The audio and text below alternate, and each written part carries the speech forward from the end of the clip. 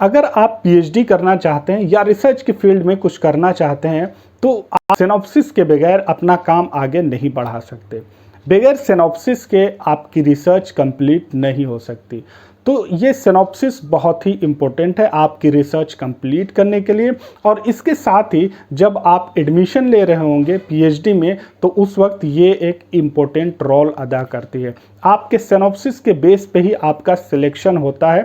देखिए तरीका वही है, चाहे आप इंटरव्यू के लिए जा रहे हो या फिर आप ऑलरेडी आपका एडमिशन हो चुका है और आप फिर से अपने सिनॉप्सिस अच्छे तरीके से तैयार कर रहे हो, ये प्रोसेस सेम है। तो इस प्रोसेस को आप समझिए। ये सिनॉप्सिस दोनों में काम करेगी, या तो आप इंटरव्यू के लिए जा रहे हो तो भी काम करेगी, और अगर आप एडमिशन के बाद आप अपने सिनॉप्सिस को चेंज करना चाह रहे हैं या कुछ और टॉपिक लेना चाह रहे हैं तो उस वक्त भी ये सिनॉप्सिस इसी पैटर्न पे ही आपको बनानी होगी। तो सिर्फ फ़र्क इतना है कि ऑलरेडी जब एडमिशन हो गया तो आपको सुपरवाइज़र मिल गया तो सुपरवाइज़र का नाम वहाँ पे मेंशन कर देना है। लेकिन जिन लोगों को इंटरव्यू के लिए ले जाना है तो वहाँ पे सुपरवाइज़र नहीं होते हैं, तो आप उसे छोड़ दीजिए, आप सिर्फ रिसर्च स्कॉलर लिख दीजिए। सिनॉप्सिस तैयार करके आप अगर वाइवा में जाते हैं, इंटरव्यू में अगर आप जाते हैं तो आपका जो इंटरव्यू होता है वो एक राइट डायरेक्शन में होता है। आप कुछ चीज़ें उसके बारे में जान रहे होते हैं जहाँ पे आप बेहतरीन और अच्छे तरीके से परफॉर्मेंस कर सकते हैं। नंबर आपके सिनॉप्सिस के प्रिपरेशन पे भी होता है कि किस तरह से आपने उसे चेकआउट किया है, किस तरह से अपनी सिनॉप्सिस जो है आपने तैयार की है, किस तरह से उसमें आपने क्वेश्चंस रेज किए हैं। तो आपके सिनॉप्सिस के ऊपर भी एक अच्छा खासा इंप्रेशन पड़ता है और उससे आपकी एक पर्सनालिटी उभर के आती है, जिससे आपका जो नंबर है इंटरव्यू में वो आप ज़्यादा गेन कर पाते हैं। अगर आप सिनॉप्सिस तैयार करके नहीं जाते हैं, डायरेक्ट इंटरव्यू में आप चले जाते हैं, तो आपके पास एक बड़ा मैदान होता है। आपके सामने बैठा हुआ शख्स आपसे कुछ भी पूछ सकता है। जैसे जो कैंडिडेट कोई टॉपिक ले जाते हैं, एक सिनॉप्सिस तैयार करके ले जाते हैं, तो उनका बेनिफिट ये होता है कि बहुत सारे जो दूसरी फील्ड है वहाँ के क्वेश्चन आपके उतने रेज नहीं होते हैं। आपको एक राइट डायरेक्शन में जो आपके सिनॉप्सिस है उसके ऊपर ही, उसी के इर्द गिर्द आसपास ही आपके क्वेश्चन वहाँ पे रेज किए जाते हैं, उसके आपको आंसर देने होते हैं। लेकिन अगर आप सिनॉप्सिस तैयार करके नहीं जाते हैं तो उसका नुकसान ये होता है कि आपके जो क्वेश्चन है वो किसी भी फील्ड से पूछे जा सकते हैं, आपके इंटरेस्ट के ऊपर पूछे जा सकते हैं। अब वहाँ पे क्वेश्चन तैयार करने के लिए जो आपके सामने इंटरव्यू लेने वाला शख्स जो बैठा है उसको खुद से आपको तैयार करना पड़ेगा। आपसे पूछेगा वो कि क्या क्या फील्ड है, क्या इंटरेस्ट है, फिर वहाँ से उन्हें क्वेश्चन बनाना पड़ेगा। लेकिन आप अगर तैयार करके ले जाते हैं तो उन्हें डायरेक्ट एक डायरेक्शन, एज अ डायरेक्शन, आप ये सोचिए कि आप उन्हें एक डायरेक्शन दे रहे हैं कि इस फील्ड से आप मुझसे क्वेश्चन कर सकते हैं। तो किस तरह से सिनॉप्सिस को तैयार करना है और किस तरह से टॉपिक का सिलेक्शन करना है, वो सारी चीज़ें हम यहाँ पे डिस्कस करेंगे। सबसे पहली चीज़ आती है आपके टॉपिक के सिलेक्शन की। आप किस टॉपिक पे आपको रिसर्च करना है या कौन सा टॉपिक आप इंटरव्यू के लिए ले जा सकते हैं। तो इसमें आपको ध्यान देना होगा कि आप ऐसा टॉपिक अभी सेलेक्ट करें जिसमें आप पूरी तरह से कंफर्टेबल हो, जिसके बारे में आप जान रहे हो। कम टाइम में ज़्यादा चीज़ें आप उसके बारे में इकट्ठा कर सकते हैं और उसके बारे में हर तरह की नॉलेज, मैक्सिमम जो चीज़ें हैं वो आप उसका इस कैपेबल हो जाएं कि आप उसका रिप्लाई कर सकते हैं। देखिए टॉपिक सेलेक्ट करने में दो चीज़ें होती, एक ये होती हैं कि आपका टॉपिक बहुत ही बेहतरीन है, यूनिक है, इस पे रिसर्च नहीं हुई है, या कंटेम्प्रेरी वर्ल्ड में ये एक बहुत ही रिलेवेंट टॉपिक है। दूसरा ये होता है कि एक नॉर्मल सा टॉपिक आप सेलेक्ट कर सकते हैं कि नॉर्मल टॉपिक है तो उसको भी आप ले जा सकते हैं। अब इन दोनों में से आप अगर सेलेक्ट करते हैं, एक बहुत ही अच्छा टॉपिक आपने सेलेक्ट कर दिया लेकिन उसके बारे में आपको नॉलेज उतनी नहीं है, पढ़ने के लिए उसमें बहुत ज़्यादा टाइम चाहिए, ठीक है, आपका टॉपिक बहुत ही अच्छा है लेकिन आपको उसके बारे में उतनी नॉलेज नहीं है, या मटेरियल आप इकट्ठा नहीं कर पा रहे, या आपने उससे पहले उस टॉपिक को कभी पढ़ा ही नहीं है लेकिन टॉपिक सबसे सुना है कि बेहतरीन है, अच्छा है, तो ऐसे में ये होगा कि आप इंटरव्यू में आप पूरी तरह से कंफर्टेबल नहीं होंगे आप रिप्लाई देने के लिए। आप चूँकि जब टॉपिक आपका बेहतरीन होता है तो क्वेश्चन भी उसी हिसाब से आते हैं। तो आप जब इंटरव्यू के लिए जा रहे हो, पीएचडी के इंटरव्यू के लिए जा रहे हो, तो आप ये ध्यान दीजिए, आपकी कोशिश ये होनी चाहिए कि टॉपिक ऐसा हो जिसके बारे में आप अच्छी खासी नॉलेज रखते हो, तभी उस टॉपिक को ले जाइए। सिर्फ एक टॉपिक अच्छा होने की वजह से आप उसे सेलेक्ट नहीं कर सकते। आप एक यूनिक टॉपिक तो ले सकते हैं, लेकिन आपकी जिम्मेदारी है कि आप उसे डिफेंड वहाँ पे कर पाएंगे या नहीं कर पाएंगे। तो इस तरह से टॉपिक का जब आप सिलेक्शन कर रहे हो, तो टॉपिक ऐसा लें जिसके बारे में आपने या तो ऑलरेडी पढ़ रखा हो, या फिर आपके पास इतना टाइम हो कि आप उसके बारे में ज़्यादा चीज़ें पढ़ सकते हैं, क्योंकि उसी पे डिपेंड होता है आपका सिलेक्शन। और ये सिर्फ 5 से 10 मिनट का मामला नहीं है। 5 से 10 मिनट में आपकी जो लाइफ है, जो हायर एजुकेशन में पढ़ने की उम्मीद है, वो ख़त्म हो सकती है। तो टॉपिक आप ऐसा सेलेक्ट करें जिसके बारे में आप जान रहे हो, या आपके पास इतना टाइम है कि आप उसके बारे में पढ़ सकते हैं। तभी आप ऐसे टॉपिक का सिलेक्शन करें। टॉपिक आप ऐसा लीजिए जिसके बारे में आप नॉलेज रखते हो, या उसके बारे में मटेरियल मिल सकता है, या कुछ लोग ऐसे हैं जो उसके बारे में आपको गाइड कर सकते हैं। लेकिन प्रिपरेशन आपकी होनी चाहिए। आप अगर उस टॉपिक के बारे में नहीं जान रहे हैं लेकिन टॉपिक बेहतरीन है, आप उसे ना लें, बिल्कुल भी ना लें। और टॉपिक आपको ऐसा सेलेक्ट करना चाहिए जिसके बारे में आप उसे डिफेंड कर सकते हैं, उसके जो क्वेश्चंस हैं उनके जवाब दे सकते हैं। ये तो एक बेसिक इंट्रोडक्शन हो गया कि टॉपिक आपको कैसे सेलेक्ट करना है। एक अच्छा सिनॉप्सिस किस तरह से तैयार किया जा सकता है। सिनॉप्सिस ऐसा होना चाहिए कि वहाँ पे जब आप इंटरव्यू के बोर्ड है वो जब देखें तो उसके ऊपर एक इम्प्रेशन किया हो, सेक्शन वाइज उसको डिवाइड कर दिया हो, ताकि उसे सवाल करने में भी आसानी हो और उन्हें ये फील हो कि हाँ, आप जो रिसर्च मेथडोलॉजी है, रिसर्च की जो टर्म एंड कंडीशन है, उसके बारे में आपको नॉलेज है।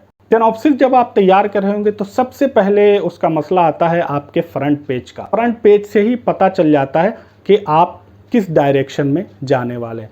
फ्रंट पेज जब आप तैयार कर रहे होंगे तो फ्रंट पेज में सबसे पहले आप जिस भी इंटरव्यू के लिए जा रहे हो उसको लिख दीजिए कि ये पीएचडी सिनॉप्सिस उसके लिए ऊपर में एक छोटी सी लाइन होनी चाहिए, एक हल्की सी, ज़्यादा बोल्ड ना हो, लेकिन आप उसे वहाँ पे मेंशन कर सकते हैं कि ये पीएचडी का सिनॉप्सिस है इस वाइवा के लिए। उसके बाद आपका आता है टॉपिक। आपने जो भी टॉपिक लिया है उस टॉपिक को वहाँ पे आपको मेंशन करना है बोल्ड लेटर। अब आप अगर चाहें, आप इंग्लिश में तैयार कर रहे हैं तो बहुत अच्छी बात है। अगर आप इंग्लिश के अलावा किसी लैंग्वेज कोर्स में हैं तो आप उसके साथ साथ ये करें कि आपने सबसे ऊपर लैंग्वेज का जो लिखा है, जिस भी लैंग्वेज में हो, उर्दू में हो, इंग्लिश में, तमिल, मलयाली, तो आप पहले अपनी लैंग्वेज में उसे लिखें, उसके बाद रोमन में उसका ट्रांसलेट कर दें और उसके बाद फिर उसका ट्रांसलेशन इंग्लिश में कर दें। इससे फ़ायदा ये होता है कि ये किसी के पास भी जाए, अगर जो उस लैंग्वेज का जानने वाला नहीं है उसके पास भी अगर जाए तो वो उसे आसानी से पढ़ सके, क्योंकि आपने इंग्लिश में भी उसका ट्रांसलेशन कर दिया है, रोमन में भी उसे लिख दिया है और आपके टॉपिक पे है। उसके बाद आपको अपना नाम लिखना है।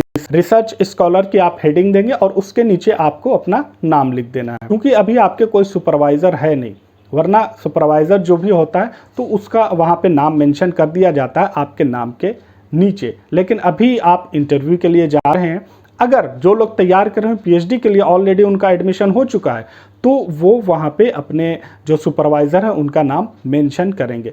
पेज के लास्ट हिस्से में आपको यूनिवर्सिटी का नाम लिख देना है। जिस भी यूनिवर्सिटी के लिए आप जा रहे हैं इंटरव्यू के लिए, या जिस भी यूनिवर्सिटी में आपका एडमिशन है, तो उसमें आपको मेंशन कर देना है जेएनयू, जामिया, डीयू, बीएचयू जो भी है तो उसका मेंशन कर दीजिएगा। आप अगर चाहें लैंग्वेज कोर्स के हैं तो ये चाहिए कि आप इंग्लिश में लिख दें और उसके बाद अपनी लैंग्वेज में भी लिख दें। फर्स्ट पेज यानी टाइटल पेज, उसके बाद जो आपको लिखना है वो इंट्रोडक्शन लिखना है। एक बड़ी सी हेडिंग में आप इंट्रोडक्शन लिखेंगे, उसके बाद अपने टॉपिक के बारे में आपको बेसिक नॉलेज वहाँ पे सिर्फ बतानी है। इंट्रोडक्शन आपके टॉपिक के हिसाब से वेरी करता है, आप इसे 3 पेज में लिखें, 4 पेज में लिखें, 2 पेज में लिखें, ये आपके ऊपर है कि आप कितने में सेटिस्फाइड हैं, लेकिन ज़्यादा लॉन्ग नहीं होना चाहिए। ये एक सिनॉप्सिस है तो इसमें हर चीज़ों को आपको मिनिमम रखना है, कम से कम शब्दों में आप उसे ज़्यादा से ज़्यादा अपनी बातें बताने की कोशिश करेंगे। ये आपका इंट्रोडक्शन हो जाएगा। इंट्रोडक्शन के बाद आपको बताना है scope and objective. Scope and objective वो है कि आपका जिस फील्ड में आप रिसर्च करना चाहते हैं या जो आपका टॉपिक है उसका स्कोप क्या है, ऑब्जेक्टिव क्या क्या है, वो आपको वहाँ पे बताने होंगे। ये भी आप शॉर्ट में लिखेंगे ठीक है। डिस्क्रिप्टिव आपको लिखना है, समझा कर लिखना है। आप चाहें तो कुछ डिस्क्रिप्टिव कर लें, उसके बाद कुछ पॉइंट भी अगर आप चाहें तो पॉइंट भी दे सकते हैं, ठीक है। तो स्कोप एंड ऑब्जेक्टिव आपको अपने हिसाब से बनाना होगा, हर का अपने टॉपिक के हिसाब से अलग होगा। इसके लिए आप सीनियर फैकल्टी से आप मदद ले सकते हैं, रिसर्च स्कॉलर जो सीनियर है उसकी भी मदद लेकर आप तैयार कर सकते हैं। स्कोप एंड ऑब्जेक्टिव के बाद जो आपको टॉपिक देना है वो देना है survey of existing research in the area, कि इससे पहले इस फील्ड में जो मैं टॉपिक ले रहा हूँ उसमें क्या कोई रिसर्च हो चुकी है या रिसर्च नहीं हुई है। अगर रिसर्च हुई है तो वो किस लेवल की हुई है, किस नौइयत की हुई है, किस तरीके की हुई है, या उसका क्या कैरेक्टर रहा है, और आपके जो रिसर्च करेंगे वो किस तरह से उससे डिफरेंट होगी। तो आपको ऐसा नहीं कि ऑलरेडी रिसर्च हो चुकी है और आप फिर उसी पे कर रहे हैं। आपको ये दिखाना है कि इस फील्ड में ये रिसर्च तो हो चुकी है लेकिन ये इस चीज़ की कमी है, मैं इस चीज़ को करना चाहता हूँ। वहाँ पे एक सवाल आपसे उठ सकता है कि ऑलरेडी इसमें रिसर्च है, आप क्यों करना चाहते हैं। तो आपको ये बताना होगा कि इस फील्ड में रिसर्च तो है लेकिन ये सेक्शन पे अभी तक कोई रिसर्च नहीं हुआ, ये पर्टिकुलर सेक्शन है जिस पे अभी तक कोई डिस्कशन नहीं हुआ, या इन तमाम चीज़ों, इन तमाम ऑलरेडी जो एग्जिस्टिंग रिसर्च है उनमें ये कमी है, आप इस पे रिसर्च करना चाहते हैं। तो ये सारी चीज़ें आपको वहाँ पे क्लियरली मेंशन करनी हो, जिससे ये पता चल सके कि वाकई आपका जो टॉपिक है, आपका जो रिसर्च है वो एक यूनिक है। एग्जिस्टिंग रिसर्च के बारे में जब आप बता रहे होंगे तो उसमें आपको डिस्क्रिप्टिव बताना है कि ये पॉइंट है, ये चीज़ें हैं, इस तरह से मैं करना चाहता हूँ। इसके साथ ही जो भी एग्जिस्टिंग रिसर्च हुआ है उसकी डिटेल आपको देनी है। जो भी बुक है या जो भी रिसर्च है उसकी पूरी डिटेल आपको देनी होगी, 1 हो 2 हो 3 4 जितने भी हो उसका दे दीजिएगा।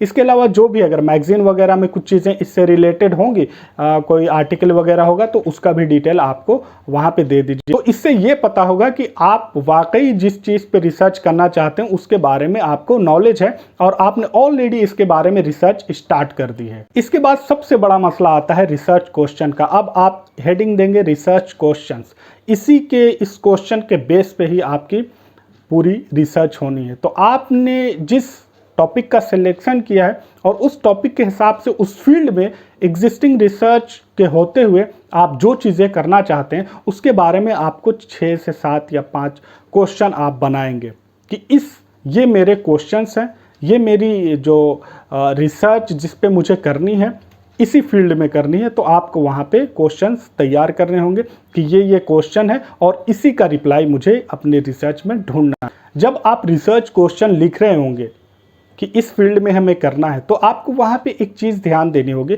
कि ये आप जो क्वेश्चंस है इसके जो रिसर्च करेंगे, इसके जो फाइंडिंग आपको निकालनी है तो वो किस बेस पे निकालेंगे। तो वहाँ पे आप लिखिएगा, उसके नीचे एक आपको हेडिंग देनी होगी। तो प्राइमरी सोर्स जो है वो आपको यहाँ पे मेंशन कर देना है। प्राइमरी सोर्स के आप इसी सोर्स के बेस पे ही आप अपने जो क्वेश्चंस है उसके आंसर ढूंढने वाले हैं। तो उसकी पूरी डिटेल वहाँ पे आपको देनी होगी प्राइमरी सोर्सेस की। तो उन सोर्स को आपको वहाँ पे 1 2 3 करके आप उसे पूरी तरह से मेंशन कर दीजिएगा कि ये रिसर्च है, ये बुक है, ये आर्टिकल है। एक हेडिंग आप देंगे मेथोडोलॉजिकल अप्रोच कि किस तरह से आप अपनी रिसर्च को करने वाले हैं। इसके बहुत सारे तरीके होते हैं, आपका तरीका क्या है। तो यही जो रिसर्च मेथोडोलॉजी है, आपका जो अप्रोच होगा वो किस तरह का हो। उसके बाद जो सबसे इम्पोर्टेंट है इस टॉपिक का वो आपका होगा टेंटेटिव चैप्टराइजेशन। आपका चैप्टर जो तैयार करना है कि चैप्टर आपका टेंटेटिव होगा, उसी चैप्टर के हिसाब से आपको अपनी रिसर्च करेंगे। तो चैप्टर आपका 5 6 जितना भी हो, 6 हो 5 हो, आप तैयार कर लीजिएगा। चैप्टर वाइज आपको chapter 1 chapter 2 chapter 3 chapter 4 chapter 5 इस तरह से आप तैयार करेंगे। चैप्टर 6 भी आप तैयार कर सकते हैं पीएचडी के लिए ले जा रहे हैं तो। और उसके बाद हर चैप्टर में आपको अलग से सब सेक्शन भी आपको बनाने होंगे। सिर्फ चैप्टर में आप जो चैप्टर 1 लिख रहे हैं तो उसमें एक टॉपिक होना चाहिए, ब्रॉड टॉपिक। उसके बाद उस सेक्शन, उसको सब सेक्शन भी उसमें आपको बनाने होंगे 2-3। तो वो आप देख लीजिएगा कि आप अपने हिसाब से, अपने टॉपिक के हिसाब से क्या क्या सेक्शन इसमें बना सकते हैं। तो आप अपने जो टॉपिक है, रिसर्च है, उसको कई हिस्सों में डिवाइड करेंगे, कई चैप्टर में डिवाइड करेंगे। उस सेक्शन वाइज आपको चलना होगा ताकि धीरे धीरे आप एक जैसे कि आप एक एरिया से शुरुआत कर रहे हैं और एक आप फाइनल गोल की तरफ आ रहे हैं, उस तरह से आपका चैप्टराइजेशन होना चाहिए।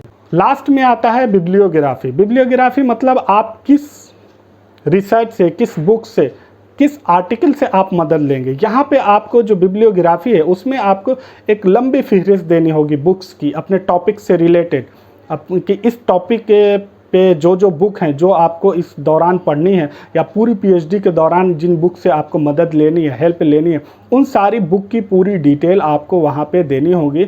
इससे ये पता चलेगा कि आप इन सारी बुक के बारे में जानते हैं और आप एक सही डायरेक्शन में जा रहे हैं।